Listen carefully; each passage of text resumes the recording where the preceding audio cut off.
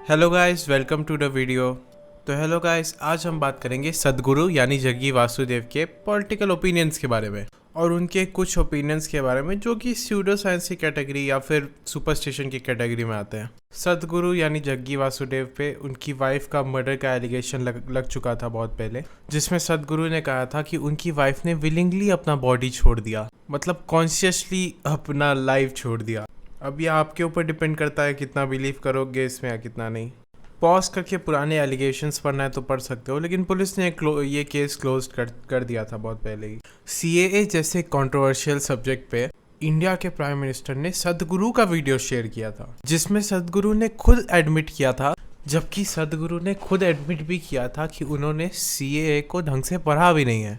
लेकिन लगता है आजकल किसी को फर्क ही नहीं पड़ता है। एक स्पिरिचुअल गुरु कुछ भी बोल रहा है मान लो, और सद्गुरु कुछ ऐसी बातें भी करते हैं। I would, it's a very unpopular thing to say, I would ascribe at least 20 to 25% of psychological struggles that people go through to remaining in black clothes for long periods of time in all kinds of situations. बिना किसी proof के black clots को बोला कि 20 से 25% तक psychological problems का जिम्मेदार। अगर हो भी तो कुछ प्रूफ दे दो ना, बिना प्रूफ के कुछ भी बोलते रहते हो। वो तो बेकार में साइंटिस्ट रिसर्चर लोग स्टडी करते हैं, इतना पैसा डालते हैं रिसर्च वगैरह में, सारे फैक्टर्स को देखते हैं कौन रिस्पॉन्सिबल है कौन सा नहीं, कि लोगों का साइकोलॉजी कैसे वर्क करता है। ब्लैक नॉर्मली हीट ज़्यादा ऑब्जॉर्व करता है, ये एक फैक्ट है। अब सद्गुरु के कुछ गवर्नमेंट पे ओपिनियन देखते हैं। I have never been associated with any political party, nor will I ever be associated with any political party.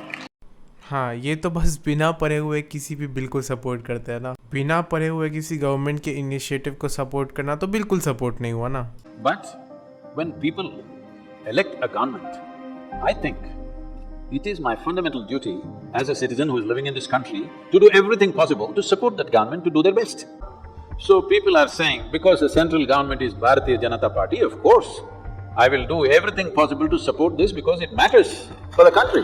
अगर मान लो आप बीजेपी को फंड कर रहे हो, लोगों को बोल रहे हो कि बीजेपी को वोट करो, दूसरे पार्टीज को बीजेपी का प्रचार कर, ये सब होता है पॉलिटिकल पार्टी जो पावर में है उसको सपोर्ट करना। और ऐसे भी बहुत कुछ, तुम बिना पॉलिटिकल पार्टी जो पावर में है उसको सपोर्ट किए भी कंट्री को सपोर्ट कर सकते। पहले तो कॉन्स्टिट्यूशन फॉलो करो, लॉ फॉलो करो, उसके बाद अपने कैपेबिलिटी से डोनेशंस, इन्वेस्टमेंट्स, चैरिटीज ये सब कर सकते हो कंट्री के। ये लॉजिक कि कोई पॉलिटिकल पार्टी पावर में है तो उसको सपोर्ट करना ही चाहिए, इसका कोई सेंस नहीं बनता है। जैसे मान लो कांग्रेस के टाइम पे यूपीए जो थी 2014 के, उस पर बहुत सारे करप्शन एलिगेशंस लग रहे थे, तो अब उसमें देश को सपोर्ट करना वो हुआ जब उस करप्शन के लोग अगेंस्ट हो। भले ही वो जो पॉलिटिकल पार्टी कांग्रेस वो पावर में है उसके अगेंस्ट जाए, फिर भी एक पॉलिटिकल पार्टी जो पावर में है वर्सेस कंट्री, ये दोनों अलग अलग कॉन्सेप्ट। इलेक्टेड पॉलिटिकल पार्टी का काम है देश को संभालना, और लोगों का काम है अगर वो पॉलिटिकल पार्टी गलत कर रही है देश को संभालने, अच्छे से मैनेज नहीं कर पा रही है, तो उसको क्रिटिसाइज करना या फिर दूसरे इलेक्शंस पे वोट आउट कर देना, वो चाहे स्टेट इलेक्शंस हो चाहे वो सेंट्रल इलेक्शंस हो। You think your opinion,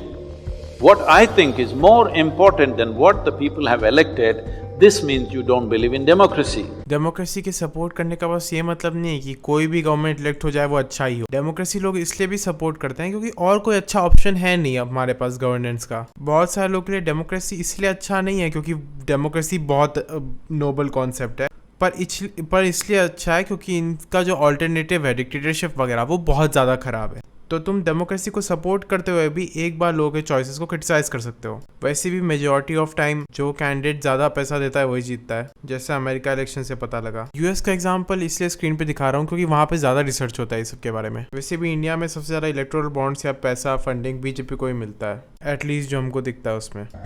I think last 4 years have been very effervescent governance. और अगर आपके पास बहुत बड़ी बड़ी कंपनी है, बहुत पैसा है और आप प्रिविलेज हो तो ऑफ कोर्स ये गवर्नमेंट बहुत अच्छा। लेकिन बाकी लोग का हाल, एक तो लोगों का परचेसिंग पावर कम हो गया, जो इस ग्राफ से 2 व्हीलर के सेल से पता चल रहा है। 10,000 स्मॉल एंटरप्राइजेस बंद हो गए, जो बैकबोन होते हैं इकोनॉमी के, जो बहुत सारे लोगों को एम्प्लॉय करते हैं, वो बंद हो गए। इंडिया में लेबर फोर्स पार्टिसिपेशन रेट भी कम हो रहा है, लोगों को नौकरी भी नहीं मिल रहा है। 2016 में लेबर फोर्स पार्टिसिपेशन रेट था 47%, 2021 दिसंबर में 40%, 7% घट गया। 2015 से लेकर 2021 में अकॉर्डिंग टू एक रिपोर्ट 60% का तो इनकम ही डिक्रीज हो गया, लेकिन रिचेस्ट 20% का बहुत इंक्रीज हुआ 40%। According to Oxfam report 84% household का इनकम डिक्रीज हुआ, लेकिन बिलियनियर्स का नंबर बढ़ा। अमीर और अमीर हो रहे हैं, गरीब और गरीब हो रहा है। ये है इनका एफर्वेसेंट गवर्नमेंट। वैसे ये पुराना वीडियो है, 4 साल, ये सब डेटा नया है, लेकिन फिर भी क्या सदगुरु जी एक बार भी ये सब पे बोले? नहीं। CAA पे बोलने पे सबसे पहले कॉमन लोगों के प्रॉब्लम्स पे कुछ नहीं बोलेंगे।